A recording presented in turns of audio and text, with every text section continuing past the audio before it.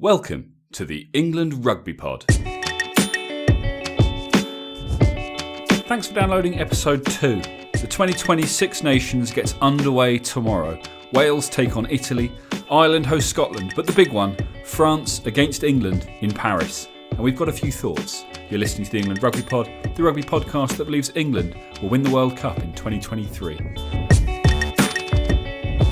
Hey guys, welcome back. As promised, obviously Six Nations starts tomorrow. We're here to talk all about it, mostly about England. And to join me and to help me do that, of course, I'm joined by Dan. Hi, mate.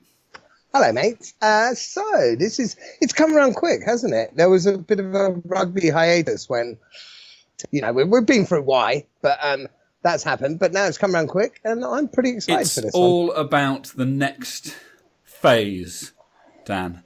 It is. We didn't get the message that Eddie's big plan was for 2023, but he obviously knew. But yeah, it all begins again now. It does. It's quite an opener. Not only are France, an unknown entity at the best of times, but there's a lot riding on this. Obviously, England, France were supposed to play each other in the World Cup. That game got cancelled. There's a bit of a sort of thing there. And, England with a huge amount to prove, but also, everyone is. And France probably not least of which, they've got something to prove as well. So it could be a cracking opener. Few changes. There are a few changes. Before we go into them, something I mentioned to you when we were just chatting about it. I mean, how important is this game? Taking it aside, it's important because it's Six Nations and we want to win Six Nations each year. But how damaging is it if we lose this game? So I think the first thing I need to caveat is when you say how damaging is it to what? To 2023. I think I would have to say it's not in the slightest bit damaging to 2023. I'm inclined to agree. It can't be. It's too soon. There's a lot of changes happening. There's some testing being done. England probably one of the sides making the least changes, but changes on the field, changes in the backroom staff, across the board, and for all the teams. So, you've got to go into this with a little bit of an open mind and say, yes, of course we want to win.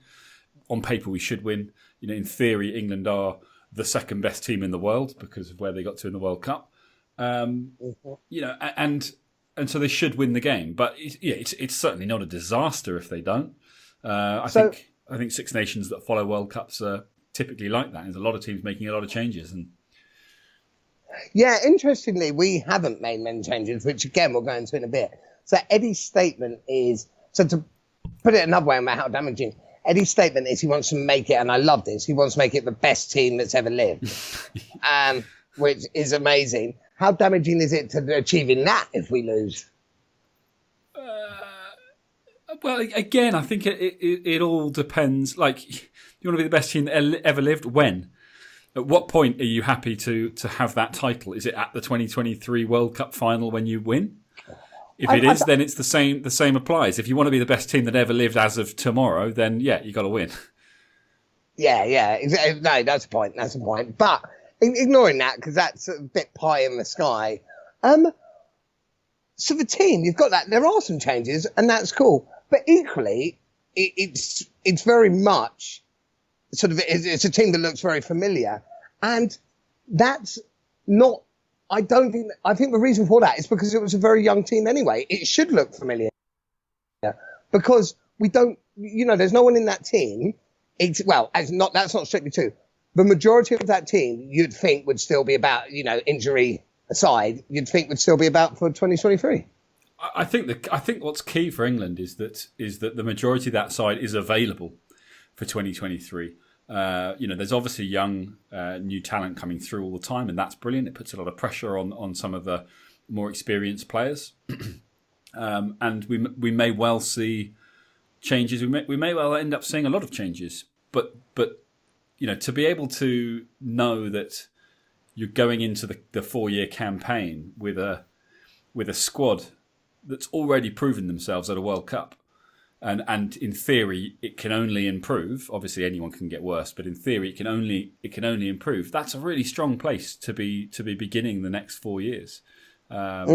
So I think it's really positive. Obviously, there's a number of injuries right now, so that means that there have been some, we've had to make some changes early on. I quite like that as well. We're going to see some changes straight away. It would be very easy, wouldn't it, to have just played the World Cup final 23 in the opening game of the Six Nations, and you're not really learning very much, except, are they kind of as fired up, and are they as match ready as they were back then? And the answer would probably hopefully be yes. But in terms of what they should have been on that fateful day, it's nice to see that whilst the core remains, there are some changes, and it is looking a little bit different. And one of the big ones, of course, is at fullback. Yes, yeah. So George Furbank coming in at fullback. Now, fair enough. That's so. What I find interesting here, that's basically, let's face it, that's because Watson's injured. Yeah.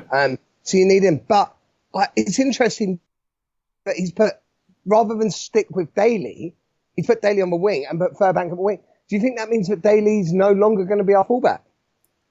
Look, you and I have had slightly differing opinions on Daly throughout the last campaign, and I've always felt that we know that Elliot Daly can be world class. We've seen him do it for England. We've seen him do it for the Lions.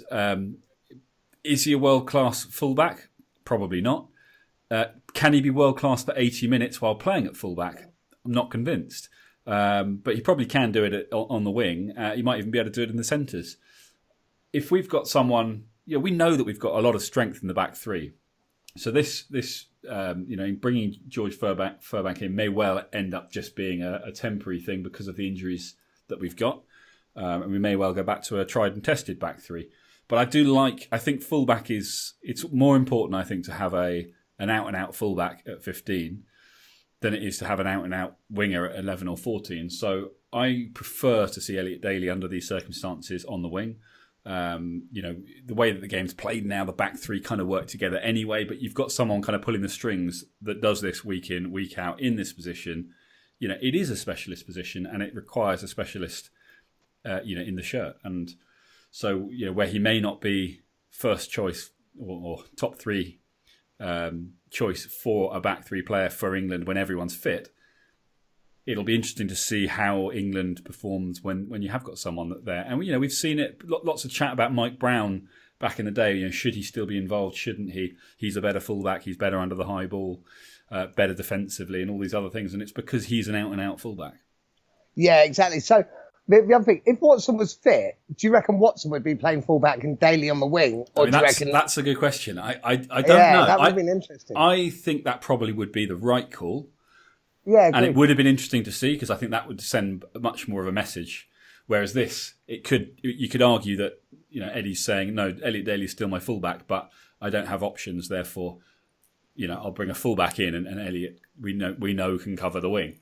I don't know. That's the big one, isn't it? Is Daly covering wing, or is Furbank covering fullback? Well, I want to see. I hope we see Watson get some run out at fullback. How long's Watson out for? Actually, is he out for the whole Six Nations? I don't know. It was a recent, wasn't it? Because he wasn't in the initial. He was in the initial squad, so he wasn't one of the ones injured before the squad was even announced. So I don't know how long he's out for. I should probably check. Yeah, I thought that either way, if Watson's out for the whole Six Nations, it's not, in some ways, part of me thinks that's not the end of the world because it gives the likes of Ollie Forley, George Furbank a chance. Yeah. But if Watson is back, I'd love to see Watson have a run out at fullback. I mean, I'm reading that it's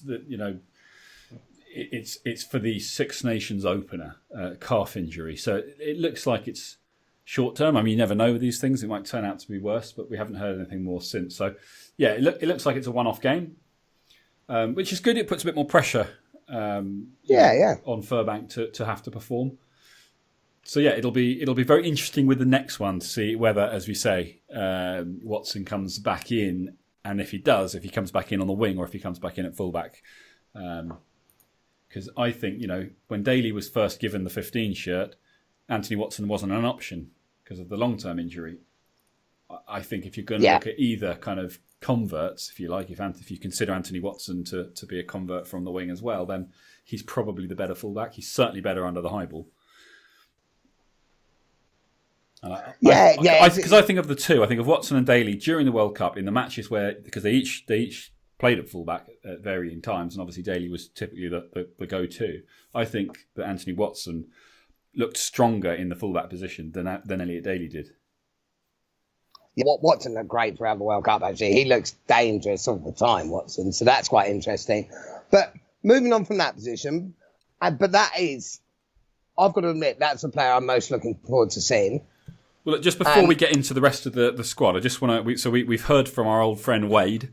A few feedbacks. Cool. Yeah, hello, Wade. He just says, gents, who would believe it? Off we go down the rose-tinted road again. Good to have you back for more one-eyed cheerleading. Fantastic. And good to hear Zippy's dulcet tones. Question. Oh, bless him. Oh. Youngs and Hines, are you sure? It's a good question. So Youngs is 30 at the moment. So he will be, I'm going to say 34 next World Cup. Is that too old for a scrum half? It might be. And Willie Hines will be too old. Willie Hines is like 33. Yeah. So the problem is, like, you can have someone like Is it worth at least having someone else in the wider squad? Because there's no one else even in the wider squad. 100%. I mean, this for me, though, is a prime example of how the very first Six Nations following a World Cup doesn't really matter. Because there's no way that Eddie Jones is thinking, these are my guys for 2023. He's thinking, these are my guys right now, because you can't change, 1 to 23, on the first. You can't decide who your 2023 World Cup 23, it's a lot of 23s, is in the first game back after the World Cup final. So I think he's probably saying, do you know what, we'll come to that one later. For right now, we've got guys that we know can do a job. They can provide experience while we work through some of the other things that we want to look at right now. And injuries presumably playing a big part in dictating the order in which they start to look at options. And I don't think that, the kind of the other names that we throw about when it comes to England number 9, I don't think there's anyone right now that is, without question, better options now. So I think the key now is to say, look, we've got two guys who know what they're doing. Yeah, they're probably both too old. Certainly one of them's too old for 2023, but that doesn't matter for right now. Note to any number 9s out there thinking they've got a shot. Now's your chance to prove yourselves, because we will be coming to this at some point in the not too distant future. But I think he's just, you can't approach it all in one hit. So I think to kind of freak out about who's playing where, over the course of the next 4 or 5 weeks it's a bit premature. Yeah, no, I agree. There might be a case of let's have a bit of stability. Let's keep, because we lost South Africa in the final, but we still got great momentum. Let's keep that momentum going, and maybe summer tour is a good chance to look at these people. Yeah, or don't forget, it's a Lions tour next year. So whether either of those two will be on it, I don't know. But that's always a good chance for blood players. So it's a good point for Wade. Like I do agree, and I must admit, I'd like to have seen at least a young gun in the wider squad. But it's not. I don't think it's drastic that they're not, and I still think these two are probably our top scrum halves at the moment. So why not? Yeah, exactly. And I think, if he felt that there was someone out there that he desperately wanted to bring in who we'd never heard of before, not never heard of, but, we hadn't seen before, I think we might have seen someone. But, if the alternatives are all people that have kind of dabbled, it doesn't really matter right now. He's probably thinking, do you know what, in that case, I know who my potential other options are. We'll come to them at some point. But right now, I'm going to stick with these guys because they were there a few months ago, and they know the score, and it's useful to have some senior players in key positions. He's probably thinking, let's kidnap Aaron Smith, put a bowler hat on him, a tweed suit, an umbrella. He'll get away for being English. Nice thinking, Eddie. I like it. Interesting. So anyway, moving on to the other kind of changes, because I think there's only been 3 changes to the starting 15. So we're kind of we're talking like there's loads of upset. Furbank at 15. Joe Marler, who obviously was on the bench for the World Cup final, he starts because Mako's ruled out with injury. Well, actually, no. Mako was available for selection allegedly. Oh, really? He was. He did have a slight injury in the week. Maybe Eddie's just holding off. Yeah, but had a minor injury in the week. Although England insisted it was available for selection, and they said they're looking at it because of the 6-day turnaround for Scotland in mind. But also, Eddie has been quoted as saying, if he'd known the South African pack was coming out like that, he would have started Marler. Yeah. I think Marler was always going to start. What, this one? Yeah. I think Joe Marler, it was first choice, and that's why he started. I mean, it's funny, isn't it? When Mako kind of first came on the scene with Sinclair and Jamie George and all those guys, they were the bench, and we used to look at the England 23 and just go like, they're good, but look at that bench. And, and that we kind of lost that a little bit, because it reached a point where it probably should do, where you felt like the guys coming on are good, but they're replacing guys who are better than them. Whereas back then it almost felt like you've got a solid unit starting, but the guys that are coming on are going to change the game. And it's I wonder whether he's thinking that someone like a Mako is more valuable as a finisher. Yeah, maybe. I mean, obviously he's not on the bench at all, but possibly and moving on for tomorrow's game. I mean, it's here. It's hard to call. I mean, the bottom line is Eddie's pretty good at working out what he needs. South Africa aside, what he needs for the team that he's playing. The game plan for the match in the next match up. I guess it's a question of who are we playing, what are they going to bring to the table, and how do we best go about defeating them? And like you say, he's quoted as saying, had he known that South Africa were going to play like that, and perhaps you could argue he should have done, between the backroom staff, they should have had a better idea of that's the sort of thing that was going to be brought to the table. He would have played things slightly differently, and it wouldn't have changed the 23. He just would have changed up the order in which they went on the field, and that's probably quite a big mistake on his part. But the bottom line is, it comes down to the players, and the guys that did start and the guys that finished. The 23 that were involved in that World Cup final were more than capable of winning that game. They just didn't. Oh, for sure. So I don't think you can put the blame at Eddie Jones's feet because he picked Mako to start instead of Joe Marler. I'm not convinced that Joe Marler starting would have completely changed the dynamic of the game, but you never know. Neither am I. What do we think about then, instead of having Mako, having Will Stewart in? To be perfectly honest with you, I know very little, by which I mean absolutely nothing about him. So you tell me. How do you not know anything about him, mate? We do a rugby podcast. I know. Well, that's because I'm the specialist in the backs and you're the specialist in the forwards. Oh, right. I know all about him. Tell me what you read 5 minutes before we started recording. What? You mean William James Stewart, born 12th of July 1996, is an English rugby union prop for Bath in Premiership Rugby? Mate, it's almost like you write Wikipedia. Whatever, mate. I know this is top of my head. I've been following his career for ages, from when he was at Salisbury in Wiltshire. Consummate professional, you right? Yeah. Yeah, exactly. And I don't swear about him.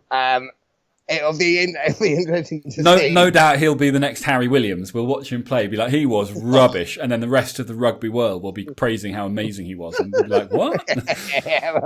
We'll be like, yeah, we've nailed it again up front. Well done, good for us. Awesome. Coming off the bench, so he's coming on as a finisher. We'll see. We'll see how he gets on. But I'm more interested to see how Big Joe and Kyle get on starting.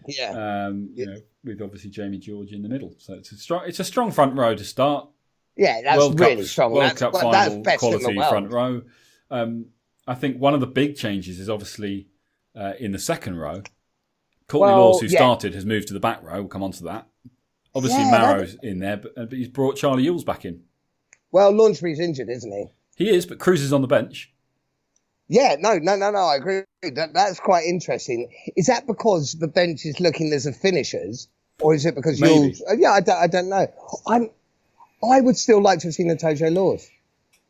Yeah, I would. I would have stuck with a winning formula, and because obviously in the back row, you and know, I think we would have seen that if Cundihill has proven as the 6-7 combo that everyone was loving, and he's moved Tom Curry to number 8, which I know he kind of slotted in there at times when it was necessary. But I think, you know, the 6-7 combination worked. You're taking something that didn't just work; it was amazing, and you're going, let's just change it because Billy's injured. I think I would have been more inclined to have said, keep them at 6 and 7 and bring someone else in at 8. And if it's someone who's a bit of an unknown, well, you're going to find out what they're capable of. So Eddie says, and I do agree with this, with Billy gone, it's about the makeup of the pack as a whole, like who you're carrying. Maybe it's yours as a strong carrier, but Curry Underhill, I don't mind Curry at 8. I don't mind that because that happened a few times in World Cup and it was fine. I want both of them on the pitch. I think if Wilson wasn't injured, he would have started at 6, almost definitely. What's going on with Sam Simmons? Yeah, Sam Simmons is playing quite well. Zach Mercer.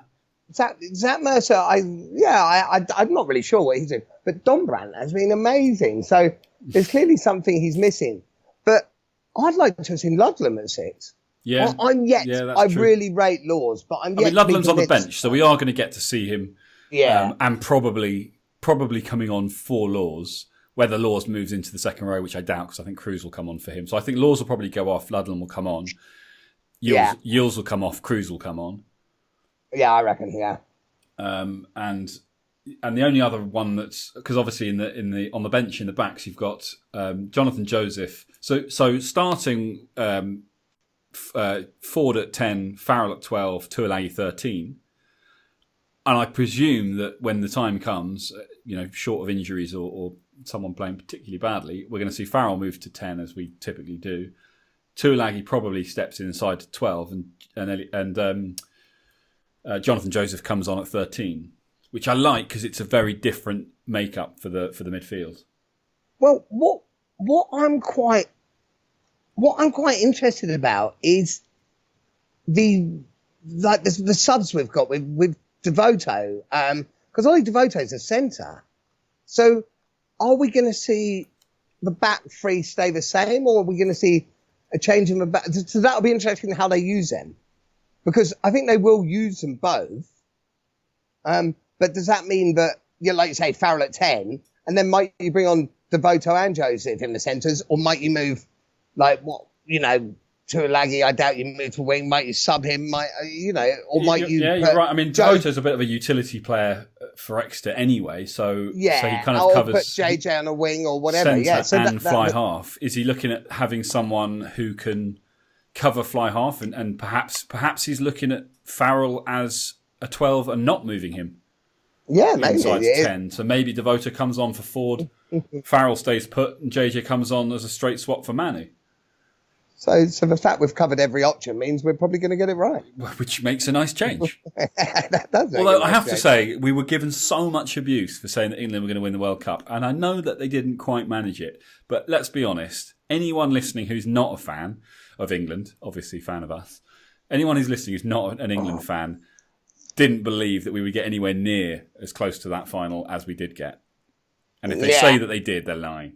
Because all we heard was people saying how we weren't even going to qualify, we were a joke, and, we didn't know what we were talking about. And I think what we've proven, Dan, is that we knew exactly what we were talking about.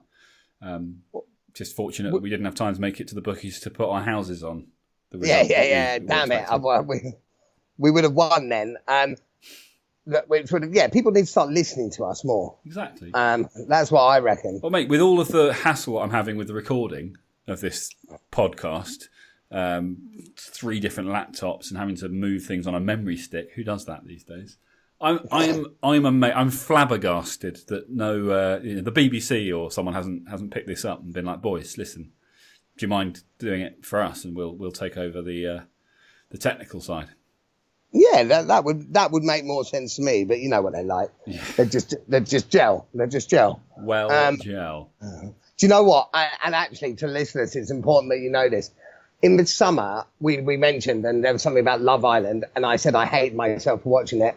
I am glad to announce I can't stand it, and I'm not watching a thing of it this time round. I'm not watching it this time round. It's a summer thing. No one wants to watch people having fun in the sun when it's fucking 2 degrees outside. Yeah, I know. It's a joke. Ridiculous. We're moving off topic, Dan. Have we covered topic. everything? Not quite. Yeah, getting back to rugby quickly. The other games, just quickly. Wales, Italy. That's a bit of a boring game. Faletau's back, which will be interesting. Although he says he's scared because he's been injured, per se. But whatever. It's the opener, though, isn't it? It's the first game of the Six Nations. It's the first bit of international rugby that we can get stuck into since the World Cup. So it'll be good purely for that. Ireland, Scotland will be an interesting one. Yeah, I'm looking forward to that.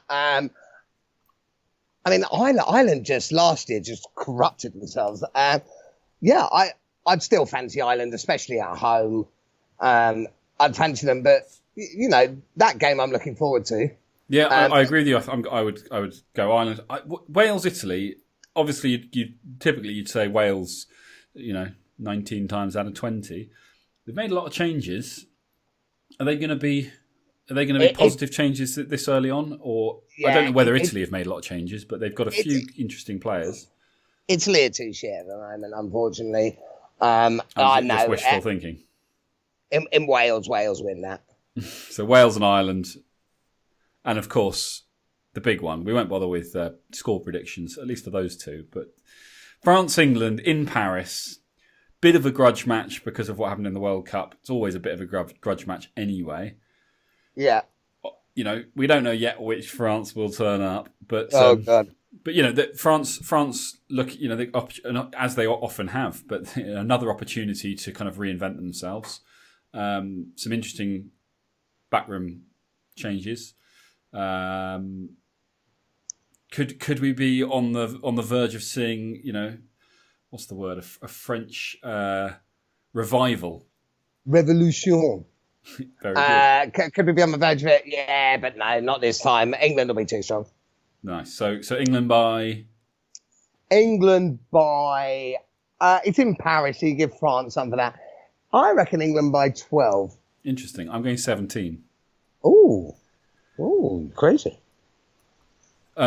We should probably point out, some of you will be absolutely relieved by this. I know a few of you will probably be a little disappointed, but we won't be doing the semi-live episodes for this Six Nations. Apart from anything else, we're just not organised enough. And with the whole issues with technical stuff, it's just too difficult at the moment. But what we're going to plan to do is bring you an episode on either a Thursday if we've got a Saturday game, or a Friday if we've got a Sunday game, once the teams have been announced. We'll look ahead to what's coming up, and then look to try and get you an episode out on Monday morning, Monday afternoon. We'll obviously look back on the games and what happened. So probably a bit more of a standard format of what you're probably used to from listening to other podcasts. But with our unique spin where no matter what happens, we will find the positives. Absolutely. Because that is what this is all about. Any other news, anything else we need to mention? No. A lot's going to come up once the games get underway. I had a tweet. Oh, yeah. From Belushi's in Paris. As in the Belushi's, the restaurant. Saying, we're only 200 metres from the Gare du Nord and welcoming England fans this weekend. Please help us spread the word. I'm sure it went to everyone, anyone. And to be honest, they probably thought they were sending it to England Rugby. We get a lot of tweets from people who think we're England Rugby because they don't spot the pod on the end like that. But just in case they intended to send it to us, and just in case there's anything in it for us, there you go, people. Head over to Belushi's in Paris if you're there for the game. They're only 200 metres from wherever they said. Oh, God. Okay, great. Gare du Nord. And they are welcoming England fans. I mean, it's great that they felt the need to let us know in advance that England fans are welcome. That's not in any way inappropriate. But there you go. If you're in the area, head over there, find out what it's all about. If it's any good, let us know. And Belushi's, if you're tuning in, I'm sure you're not. If you're tuning in, let us know if there's anything you want to send us for free. That would be awesome. Yes. We won't be there, but we'll be there in spirit. And we'll be watching on the telly box. Guys, I'm sure we've missed a load of stuff, but hopefully we've covered most of it. We're still kind of getting back into the swing of things. We will be back on Monday. Enjoy this week's games. Enjoy the start of the Six Nations. It's going to be another cracker. We'll bring you our feedback early next week before we look towards the next set of matches. As always, if you're enjoying it, head over to iTunes, rate us, review us. If you haven't already downloaded, if you haven't already subscribed to the podcast, please do wherever you get your podcasts, because that way you will never miss an episode. And there won't be too many in the short term, at least. So hopefully you'll get inundated with them. But get over there, let us know what you think. Get in touch. That's key. We want to hear from you. We want to hear your thoughts, both on what you think of us, but hopefully more importantly, what you'd like to hear us talk about. If you've got any questions or any interesting tidbits you want to share, please do. And we will be back after the weekend. Enjoy. Have a good weekend, guys.